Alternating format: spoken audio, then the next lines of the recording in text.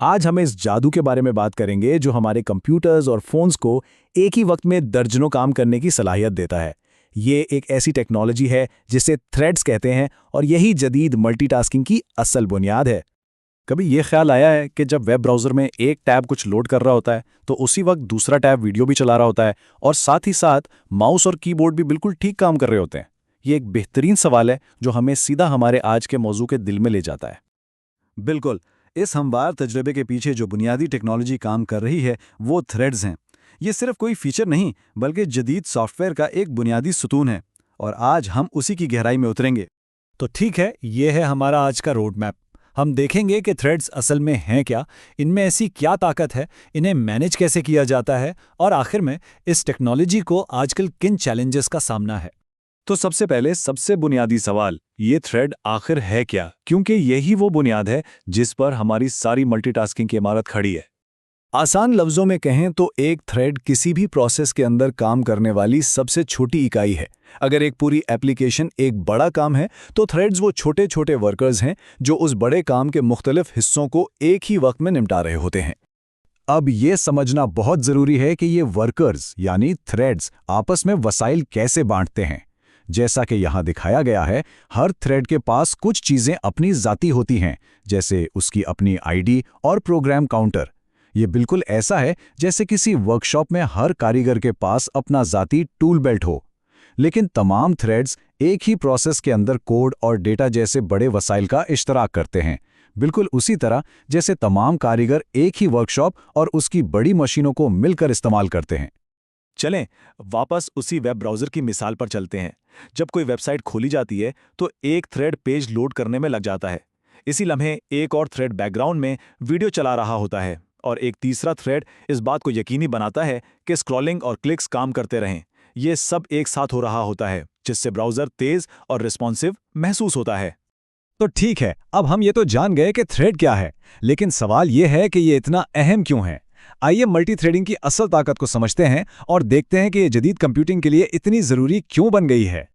देखें, कई सालों तक तो ये होता रहा कि कंप्यूटर्स को तेज़ करने के लिए बस सीपीयू की रफ्तार बढ़ा दी जाती थी, लेकिन फिर हम एक फिजिकल लिमिट पर पहुंच गए। इसका हल ये निकाला गया कि एक ही चिप पर ज़्यादा से ज़्यादा कोर्स डाल दिए जाएं और मल्टीथ्रेडिंग ही वो चाबी है जो हमें इन तमाम कोर्स की ताकत को एक साथ इस्तेमाल करने की इजाज़त देती है। मल्टीथ्रेडिंग से हमारी एप्लीकेशंस को समझें कि 4 सुपर पावर्स मिल जाती हैं। पहली, ये उन्हें रिस्पॉन्सिव बनाती है। दूसरी, थ्रेड्स वसाइल का इश्तराक करते हैं जिससे ये बहुत मौसर होती है। तीसरी, उन्हें बनाना नए प्रोसेस बनाने से कई सस्ता और तेज़ है।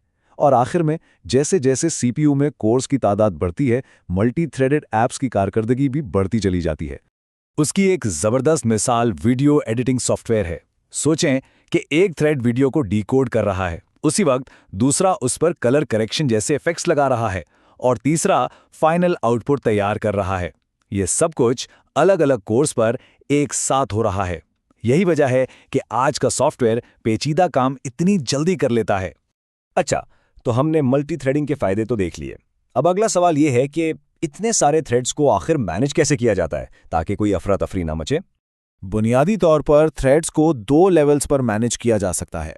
यूज़र थ्रेड्स को एप्लीकेशन की अपनी लाइब्रेरियां मैनेज करती हैं। ये तेज़ तो होते हैं लेकिन ऑपरेटिंग सिस्टम इन्हें बराह रास्त नहीं देख सकता।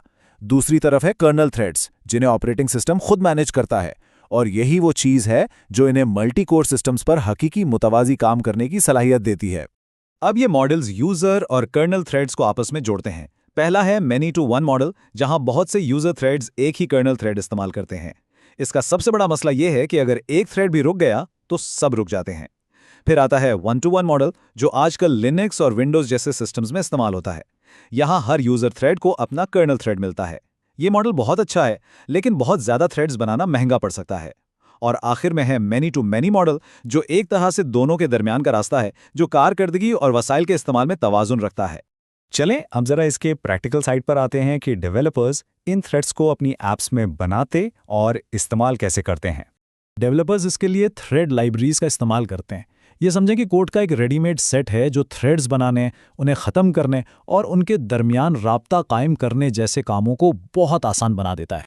वैसे तो कई लाइब्रेरीज हैं, लेकिन 3 सबसे ज़्यादा मशहूर हैं। pthreads, जो यूनिक्स और लिनक्स की दुनिया का स्टैंडर्ड है। फिर विंडोज़ की अपनी नेटिव विंडोज़ थ्रेड्स लाइब्रेरी है, और जावा में तो ये फीचर ज़बान का हिस्सा ही बना दिया गया है, जिससे जावा डेवलपर्स के लिए मल्टी थ्रेडिंग का इस्तेमाल बहुत आसान हो जाता है। मल्टी थ्रेडिंग जितनी पावरफुल है उतनी ही ये अपने साथ कुछ बड़ी पेचीदगियां भी लाती हैं। तो चलें हमारे आखिरी हिस्से में इन चैलेंजेस पर बात करते हैं।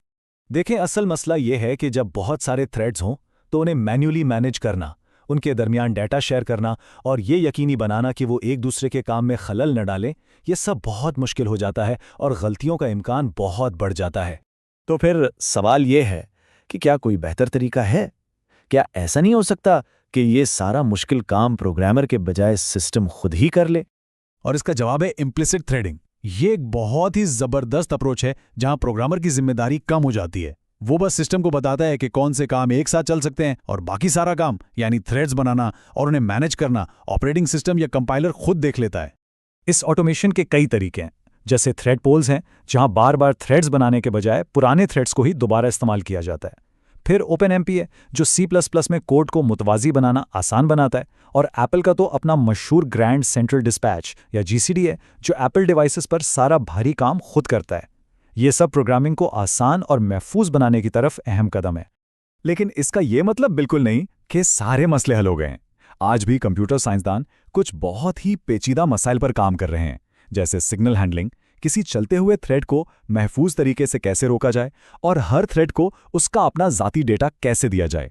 ये फील्ड मुसलसल तरक्की कर रही है। और ये सब हमें एक बहुत अहम सवाल पर लाकर छोड़ता है। मुस्तकबिल में जब हमारे पास सैकड़ों या शायद हज़ारों कोर्स वाले कंप्यूटर होंगे तो असल चैलेंज क्या होगा?